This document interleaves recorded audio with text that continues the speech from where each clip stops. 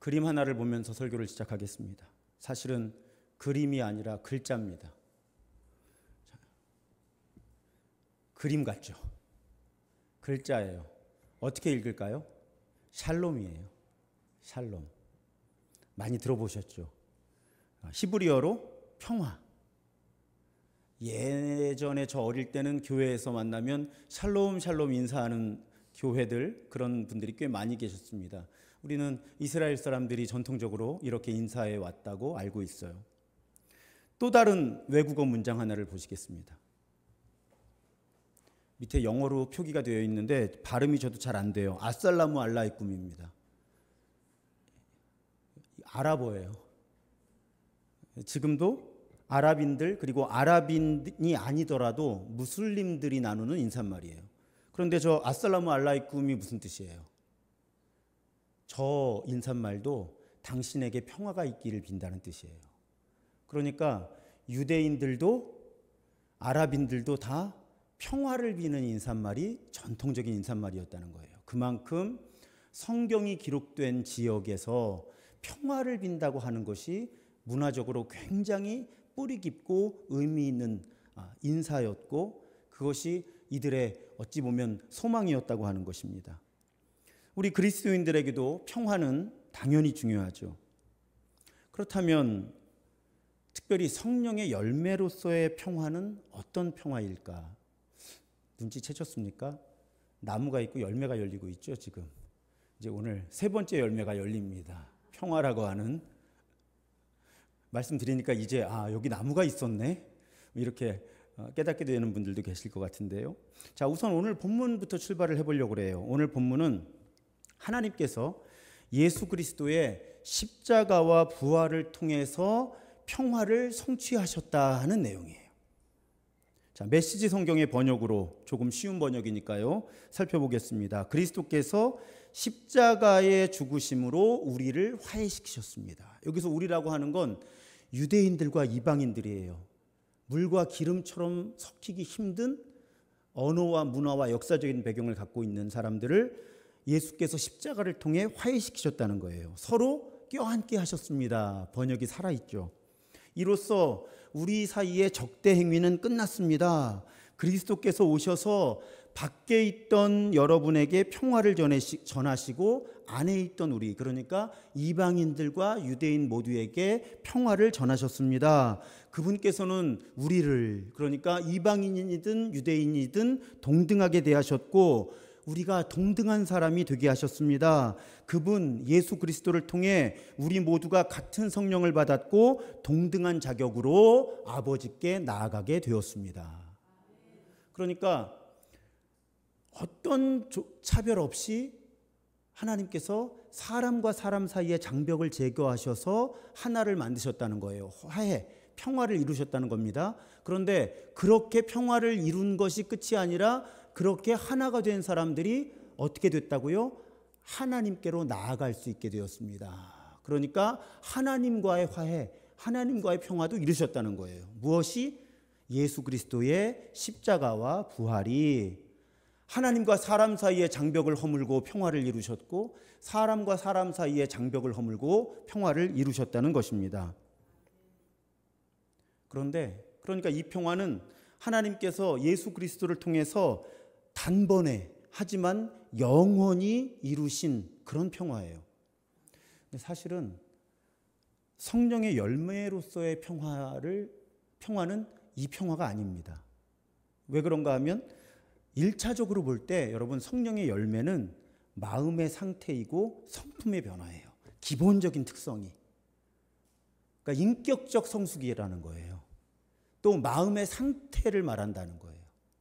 외적이기보다는 우선적으로 성령의 열매가.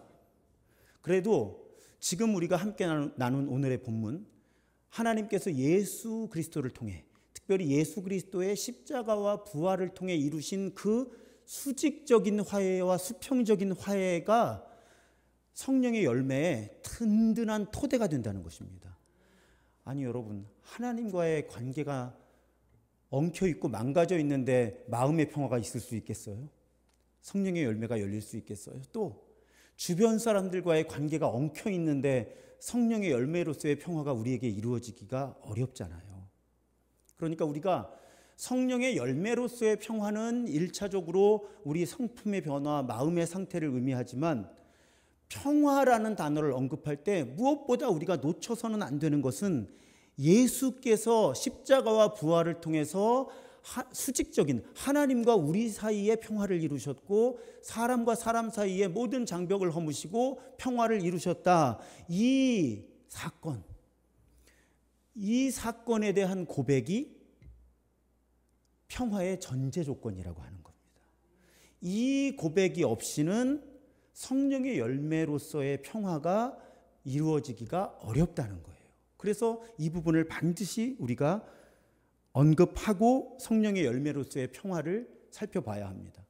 자, 그렇다면 성령의 열매로서의 평화는 어떤 평화인가? 사실은 아까 우리가 찬양 가운데 고백했는데 빌립보서 4장 6절과 7절을 세 번역으로 보면요, 아무것도 염려하지 말고 모든 일을 오직 기도와 간구로 하고 여러분이 바라는 것을 감사하는 마음으로 하나님께 아뢰십시오.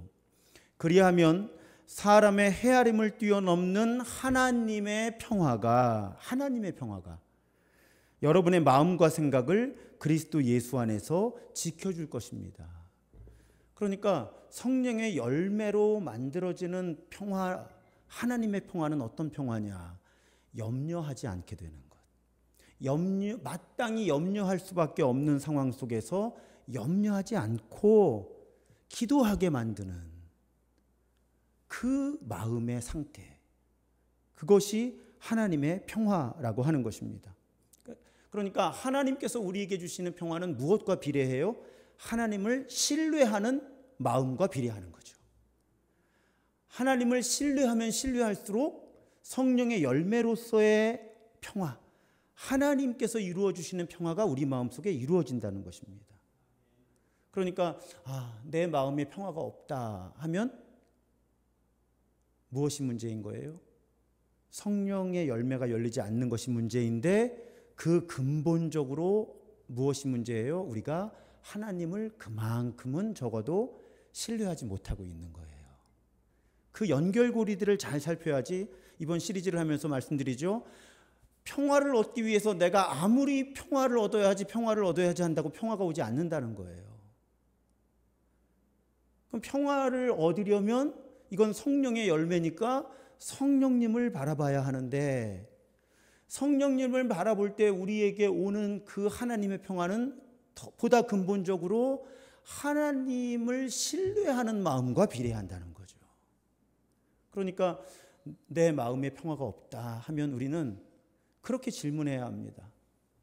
내가 충분히 하나님을 신뢰하고 있는가? 내가 충분히 신뢰하고 있는가? 우리가 하나님 충분히 신뢰하면, 아까 하나님의 평화를 언급할 때 또 언급하잖아요. 그리스도 예수 안에서. 왜요? 예수께서 십자가와 부활을 통해 이루신 평화. 그 평화를 철저하게 신뢰할수록 우리가 하나님의 평화를 누릴 가능성이 높아진다는 거예요. 이건 은혜이기 때문에, 선물이기 때문에 그게 막 우리가 컨트롤할 수 있는 건 아니에요. 하지만 우리 입장에서 할 수 있는 최선의 노력은 내 마음에 평화가 없다 할 때 하나님을 신뢰하기로 결심하는 것입니다. 하나님을 신뢰하기로 결심하고 그 신뢰의 강도가 강해지면 강해질수록 우리 안에 계신 성령께서 하나님의 평화를 우리 안에 이루어 주실 수 있는 환경이 우리 안에 만들어지는 거예요. 성경은 그 진리를 우리에게 분명하게 일깨워 줍니다. 그래서 여러분, 바다를 생각해 보면요, 큰 바다. 폭풍우가 치고 막 태풍이 불고 그러면 표면에는 거친 파도가 일잖아요. 5m 막 이렇게 큰 파도가 일고 심지어는 해일이 일기도 하잖아요. 근데 여러분, 그 바다 깊은 곳으로 들어가면 어떻게 될까요?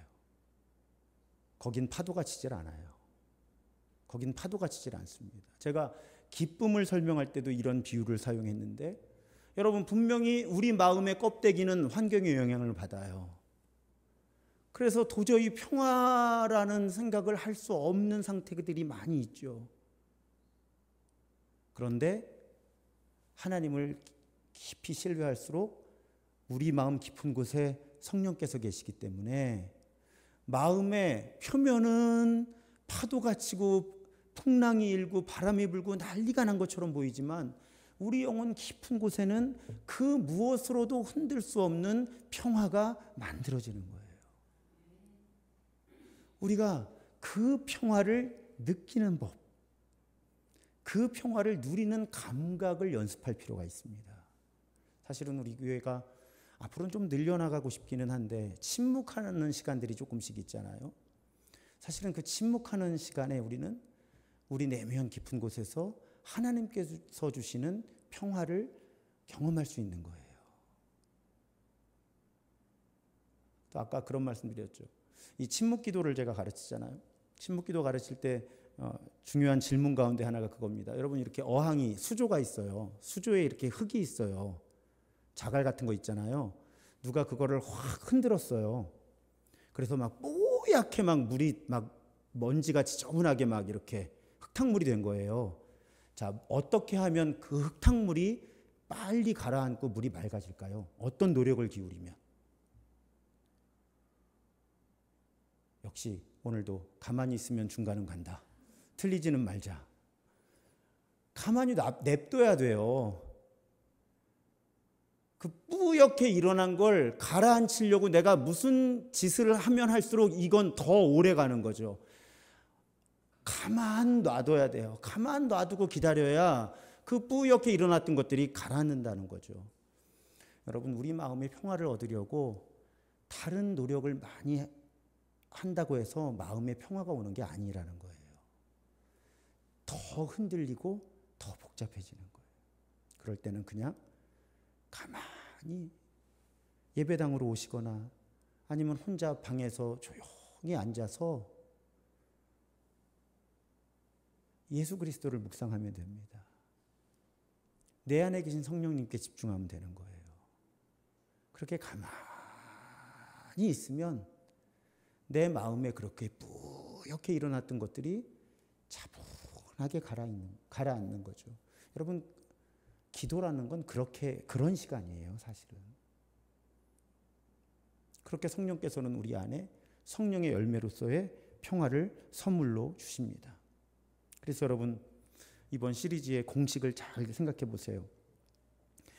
누가 봐도 지금은 내 마음의 평안이 있을 수 없는 그런 상황이야. 그런데 가만히 앉아서 내 안에 계신 성령님께 집중했더니 내 마음이 평안해요. 그럼 우리는 어떻게 고백할 수 있어요? 아, 성령의 열매구나. 내 안에 계신 성령께서 주시는 평화구나.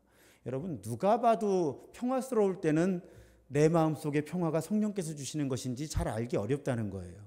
근데 누가 봐도 평안을 누리기 어려울 때 내 마음의 껍데기는 막 복잡한 것 같은데 가만히 앉아서 말씀을 묵상하다 기도하다 보니 내 마음의 깊은 곳에 그 고요함, 그 평화, 그 평안함이 가득해.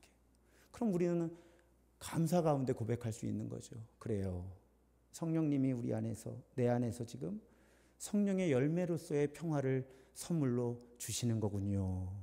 우리는 그렇게 성령님께 감사할 수 있다는 말씀이에요. 이게 내적인 평화예요. 성령의 열매로서 주어지는 내적인 평화. 이건 나하고 성령님만 알아요.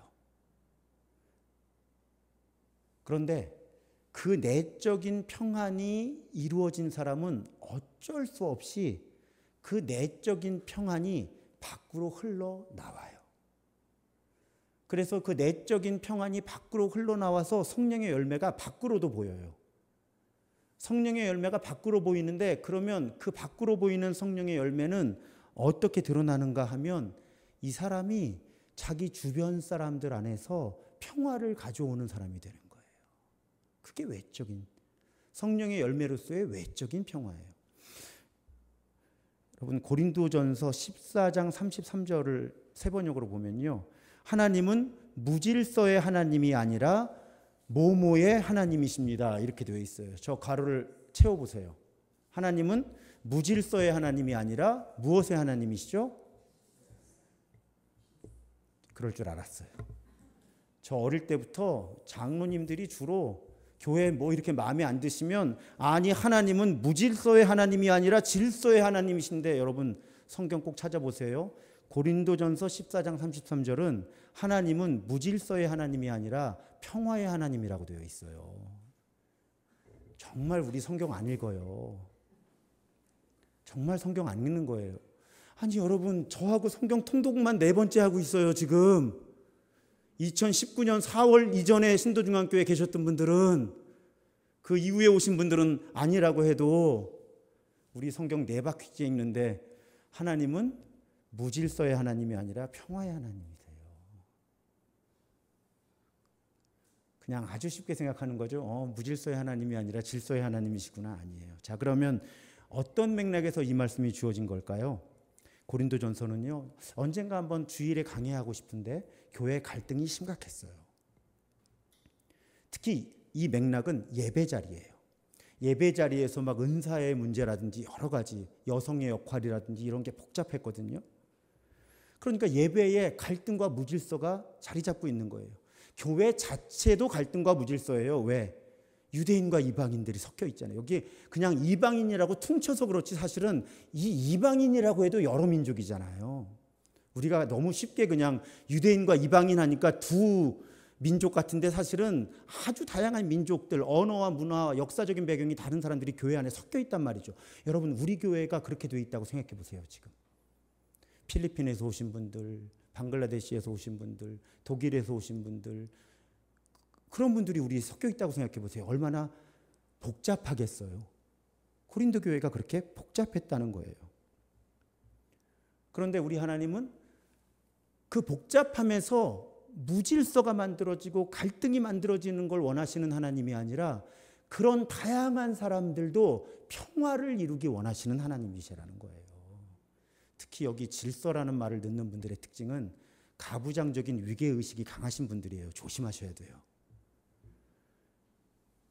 나이라든지 직분이라든지 뭔가의 서열을 강조하는 분들이 하나님은 무질서의 하나님이 아니라 질서의 하나님이시니까 목사, 장로, 권사, 집사 이 서열이 중요하고 이걸 강조할 때 자꾸 질서의 하나님이라고 하는데 전혀 그렇지 않아요. 하나님은 다양한 사람들이 섞여서 무질서를 이루기 원하시는 하나님이 아니라 다양함에도 불구하고 평화를 이루기 원하시는 하나님이라는 거예요.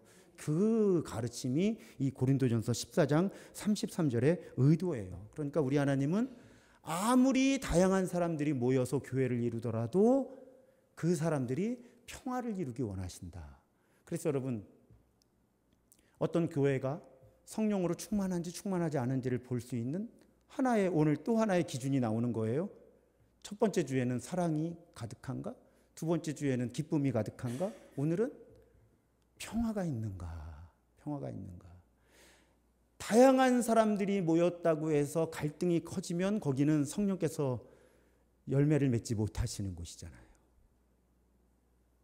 그러니까 여러분, 어쩔 수 없는 건 없는 거예요. 하나님은 다 하실 수 있잖아요. 그러니까 이렇게 우리 교회가 이렇게 다양한 사람들이 이렇게 섞여 있고 이런 어려움이 그동안 있었고, 우리 교회 말고 어떤 교회가 그렇다고 해도 그래서 어쩔 수 없이 우리 교회는 큰 목소리가 있을 수밖에 없고 갈등이 있을 수밖에 없고 어쩔 수 없는 건 없어요. 하나님은 모든 게 가능하시다고 하셨잖아요. 성령님도 하나님이시잖아요. 근데 만약에 정말 그 교회에 전부까지는 아니더라도 아주 많은 사람들이 성령에 충만한 사람들이라면 그 공동체에서는 갈등보다는 평화가 있다는 거죠. 금방 알 수 있어요. 사실은 우리 교회 등록하신, 제가 와서 5년째 등록하시는 새가족들의 고백 가운데 하나가 이 교회는 왔더니 평안하더라는 거예요. 이게 우리 교회를 본래 이루고 있던 분들에게는 잘 드러나지 않지만 외부에서 오신 분들에게는 금세 드러나는 거예요. 이 교회는 평안하구나. 그럼 우리가 감사해야 하는 거죠. 왜요? 그 평안이 성령의 열매라고 우리가 고백하니까. 그러면 성령께서 우리 교회를 움직여가고 계신 거잖아요. 그게 외적인 열매라는 거예요. 성령께서 주시는 내적인 평화가 가득한 사람들이 모이면 비록 그 사이사이에 그 평화를 모르는 사람들이 끼어들어도 힘이 있는 거죠. 평화를 지켜나가고, 때로는 깨지는 것처럼 보여도 회복 탄력성이라 그래요. 빨리 평화를 회복하는. 그럴 때 우리는 이 공동체가 혹은 이분이 성령의 열매로서의 외적인 평화를 만들어내고 누릴 수 있는 분이구나. 그런 공동체구나. 그런 결론을 내릴 수 있다는 거죠. 초대교회는 그런 문제들이 많았어요. 로마서에도 그런 상황이 나오잖아요. 로마서 역시, 로마교회 역시 여러 다른 민족들이 모여서 갈등이 있을 수밖에 없었죠. 그런데 그 문제를 어떻게 풀어나갈 것이냐? 로마서 14장 19절은 그러므로 우리가 화평의 일과 서로 덕을 세우는 일에 힘쓰자, 이렇게 되어 있는 거예요. 그러니까 누가 옳고 그런 거 너무 많이 따지지 마세요, 이렇게 되어 있는 거예요. 당연히 다르잖아요. 여러 민족들이 섞였으니까. 거기서 옳고 그름을 따지면 어쩌자는 거예요. 누가 이기고 지는 게 정말 제일 중요할까요? 누가 옳고 누가 그른 게 제일 중요할까요? 로마서는 그렇지 않다는 거예요. 어떻게 하면 우리가 평화를 이룰 것이냐? 어떻게 하면 우리가 서로 덕을 세울 수 있을 것이냐? 왜? 우리 하나님은 그걸 원하시는 하나님이시고, 하나님으로 가득한 사람들, 하나님으로 가득한 공동체는 그 열매가 드러날 수밖에 없으니까. 그래서 로마서에도 이런 가르침이 있는 거예요. 그래서 여러분, 우리가 다른 삶의 자리로 평화를 가져가기 이전에, 성령의 열매로서의 평화를 가져가기 이전에 제가 아주 강조하는 거죠. 우리 교회 안에서 안 되면 안 되는 거예요. 그럼 우리 다 위선자들인 거예요. 우리 교회 안에서 성령의 열매로서의 평화를 우리들이 경험할 수 있어야 되는 거예요. 그 평화를 경험할 수 있어야 우리가 가정에 가서든 일터에 가서든 친구들을 만나서든 어디에 가서든지 성령의 열매로서의 평화를 전염시킬 수 있는 사람들이 되는 거예요. 여러분, 우리 교회는 그 의식이 분명해야 되는 거예요. 하나님 나라 문화는, 또 이 설교의 맥락에서 성령의 열매는 먼저 그리스도인이라고 스스로 칭하는 사람들의 공동체 안에서 나타나지 않으면 안 되는 거예요. 그건 척하는 거예요. 억지로 하는 거예요. 그리고 척하는 거하고 억지로 하는 건 힘이 없어요. 오히려 부작용이 강해요. 그러니까 우리는 교회로 모였을 때 힘써서 성령 충만을 구해야 되는 거고요.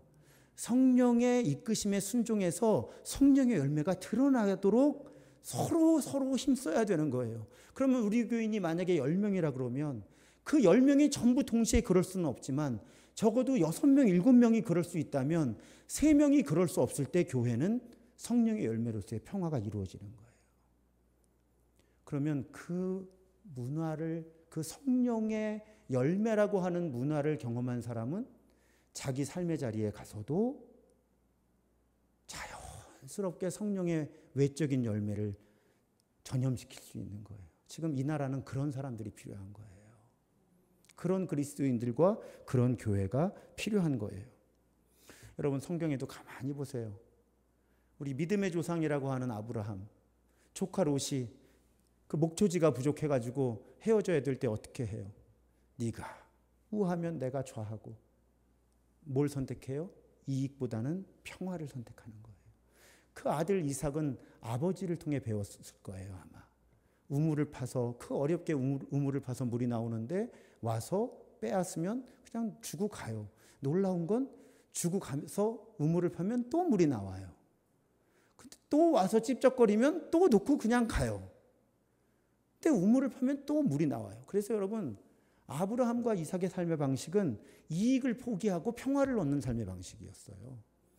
놀라운 건, 그런데 그 사람들이 이익 대신에 평화를 선택했을 때 하나님이 드러나더라 하는 거예요. 그래서 이삭에게 왕과 국방장관이 찾아오잖아요. 앞만 봐도 당신은 하나님의 사람인 것 같다고.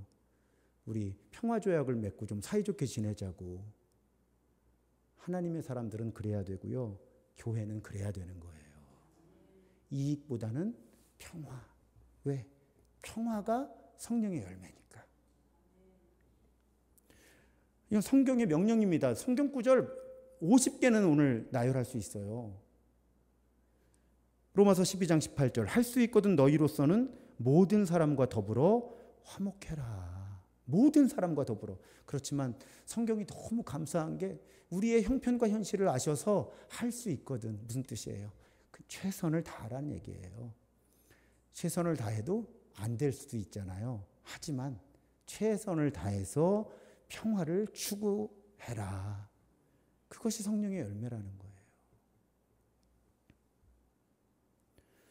네, 여러분, 그냥 이건 설교의 흐름에서 볼 때는 사실은 언급을 안 하는 게 흐름에 더 맞는데 한 번은 꼭 언급을 해야 되는 부분이 그거예요. 교회가 망가질 때 평화를 추구하다가 망가지는 경우들도 있어요. 어떤 경우? 평화를 추구해야 되니까 문제가 있어도 말하지 마. 덮어둬야 돼. 비판하지 마. 여러분, 이런 평화는 제가 언젠가 명절을 앞두고 설교했어요. 이런 평화를 제가 뭐라고 불렀죠? 위장된 평화.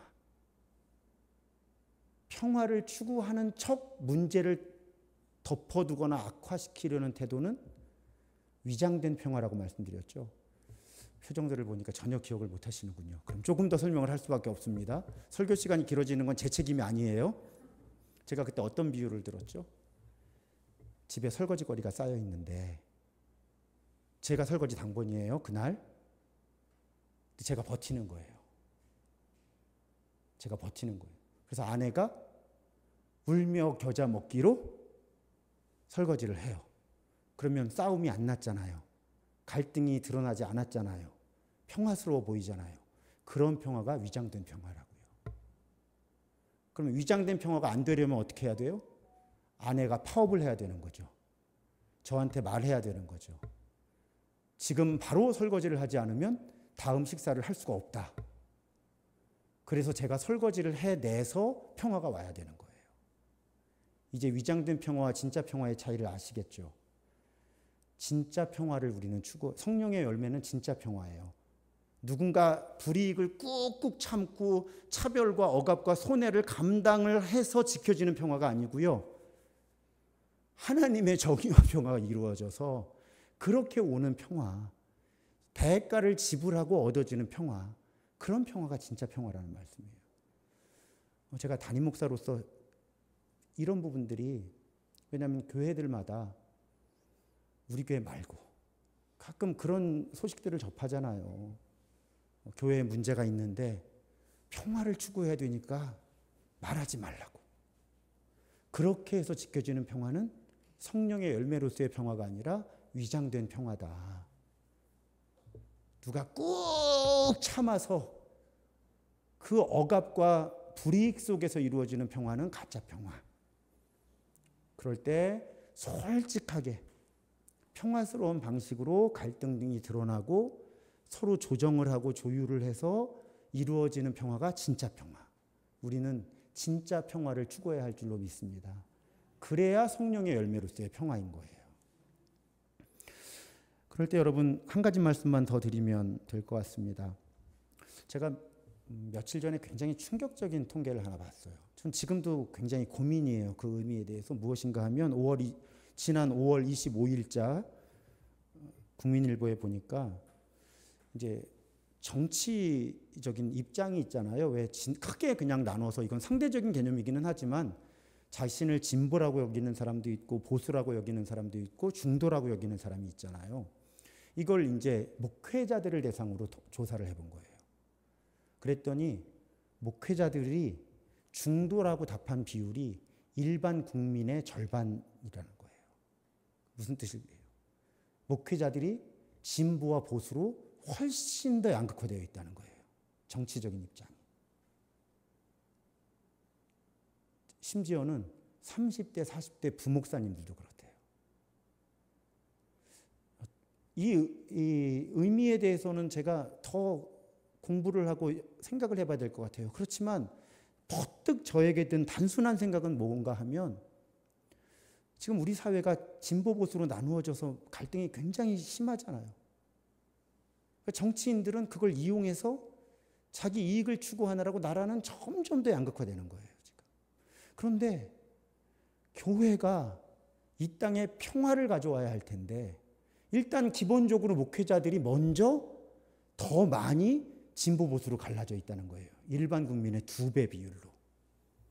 그러면 그 목회자들의 영향을 받는 교회는 어떻게 될까요?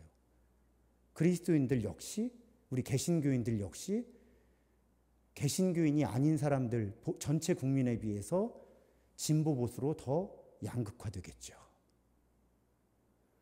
하나님의 뜻일까? 하나님은 지금 정치적으로 양극화되어 있는 이 나라에 우리 목회자들 또 그리스도인들 교회가 화해와 평화를 가져오기를 원하시지 않을까? 저는 그렇게 생각하거든요. 저는 사실은 저도 제 정치적인 입장이 있지만 글쎄요, 저도 실수를 할 거예요. 또 잘못을 할 거고 하지만 저는 공식적인 자리에서 특별히 설교를 통해서 어떤 정치 사안을 다룰 때는 하여튼 저 나름대로는 매우 노력을 하거든요. 표정들을 보니까 그렇게 안 느끼시는구나. 하여튼 저는 노력을 해요. 근데 여러분, 지금 나라가 자꾸 정치적으로 분열이 되는 상황 속에서 저는 교회가 평화의 다리를 놓는 사람들이 되어야 한다고 믿어요. 우리들 모두에게 다 정치의식이 있어요. 하지만 하나님은 이 땅에 평화를 이루시기 원하시는 하나님이시니까 우리의 정치의식을 그대로 가지고 있으면서도 연결을 통한 화해와 평화를 가져오는 사람들이 될 수 있거든요. 저는 우리가 가정이든 일터든 어떤 모임이든 좀 그런 역할을 했으면 좋겠어요. 우리 교인들이 어떤 갈등이 빚어질 때 또 정치적으로 이렇게 양극화가 첨예하고 그럴 때 평화를 가져오는 사람들. 왜냐하면 평화가 성령의 열매니까요. 성령께서 주시는 분별력을 통해서 그냥 아무도 말하지 마. 이렇게 해서 이루어지는 평화 말고 품위 있게 성경적으로 그렇게 대화를 나누면서 어떤 갈등을 중재하고 평화를 이루는, 여러분 이거 쉽지 않아요. 왜 쉽지 않은가 하면 양쪽에서 욕먹게 되거든요. 제가 좀 그런 사람이에요. 근데 우리 아버지도 언젠가 그러시더라고요. 나도 그렇다고. 우리 집안 사람들이 거의 그렇대요. 이쪽에서 뭐라 그러면 그러시네요. 또 이쪽에서 뭐라고 얘기하면 그러시죠. 왜냐하면 다 자기 입장이 있으니까. 이 두 분이 만나면 다 목사님이 우리 편이라 그래가지고 나중에 박쥐 같은 목사님 이제 이렇게 되는 거죠. 평화를 가져오는 것, 화해를 중간에서 이루려는 건 쉽지 않아요. 오히려 그냥 한쪽에 확 붙어가지고 거기서 목소리를 내는 게 더 자기 편이, 지금 정치인들이 그렇게 하는 거잖아요. 확 국민들 갈라치게 해가지고 자기 지지자들 튼튼하게 붙잡고 그걸로 버티는 거잖아요. 중간에서 화해와 평화를 가져오는 건 위험한 일이기도 해요. 양쪽에서 다 돌을 맞아야 되니까.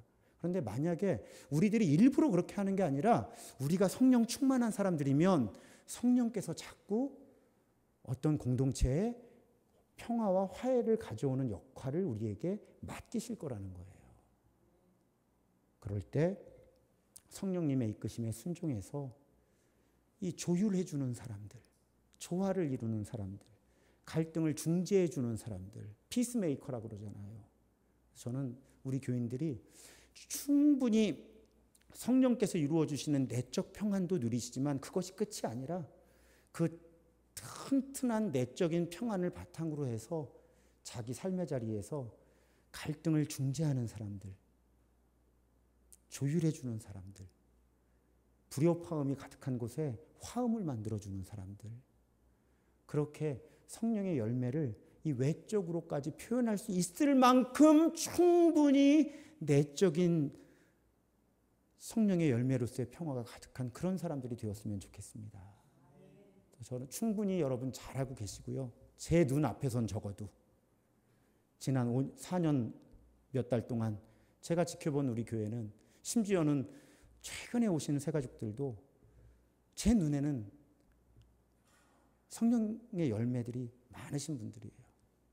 그 표적 가운데 하나가 갈등 상황에서 어떻게 움직이는가. 저에겐 그게 굉장히, 저의 MBTI 기질도 그렇고요, 관계를 중요하게 여기는 기질이어서 제가 그 부분을 굉장히 유심히 보게 되거든요. 저도 모르게 기질적으로. 그럴 때 우리 교회는 어떤 갈등이 분명히 있을 수밖에 없는 상황에서도 그 갈등의 에너지를 줄이고 조화와 조율과 평화를 가져오려는 힘이 있는 분들이 굉장히 많아요. 그 힘이 어디서 온다고요? 성령님으로부터 오는 거예요. 성령님으로부터. 억지로는 안 돼요. 억지로는 한두 번은 할 수 있어도 안 돼요. 근데 제가 4년을 지켜본 바로는 우리 교회에는 성령의 열매로서의 내적인 평화, 아니 어떻게 저 상황 속에서 저렇게 평안하실 수 있지 하는 분들이 많았고요. 또 그런 분들이 계시다 보니까 외적인 갈등 상황에서도 갈등의 에너지를 최소화시키는데 성령의 도구로 쓰임받는 분들이 굉장히 많으세요. 지금도. 특히 연로하신 분들이 그러세요. 우리 교회는. 교회 복이에요. 우리 교회 어르신들이 그렇게 성령 충만하셔서 그렇게 성령의 열매로서의 평화를 공동체에 가져오게 하는 하나님의 도구로 살아내주고 계신 건 우리 교회의 큰 복입니다. 그래서 여러분, 오늘 말씀을 마치면서 우리가 좋아하는 아시시의 프란시스가 만든 평화의 기도 있잖아요. 우리 노래로도 자주 연주하는 그거 한번 같이 읽고, 그리고 주는 평화 찬양하면서 평화를 위해 기도하려고 합니다. 우리 화면을 보시고 함께 천천히, 조금은 묵상하면서 천천히 우리를 평화의 도구로 사용해달라고 그렇게 하나님께 구하겠습니다. 주여, 나를 평화의 도구로 써 주소서. 미움이 있는 곳에 사랑을, 상처가 있는 곳에 용서를, 분열이 있는 곳에 일치를, 의혹이 있는 곳에 믿음을, 오류가 있는 곳에 진리를, 절망이 있는 곳에 희망을, 어둠이 있는 곳에 광명을, 슬픔이 있는 곳에 기쁨을 심게 하소서. 위로받기보다는 위로하고, 이해받기보다는 이해하며, 사랑받기보다는 사랑하며, 자기를 온전히 줌으로써 영생을 얻기 때문이니 주여, 나를 평화의 도구로 써 주소서. 아멘. 성령 충만함으로 내적인 평화를 튼튼하게 누리고, 그 내적인 평화를 바탕으로 해서 평화의 도구로 쓰임받는 우리 모두가 되기를 주님의 이름으로 축복합니다.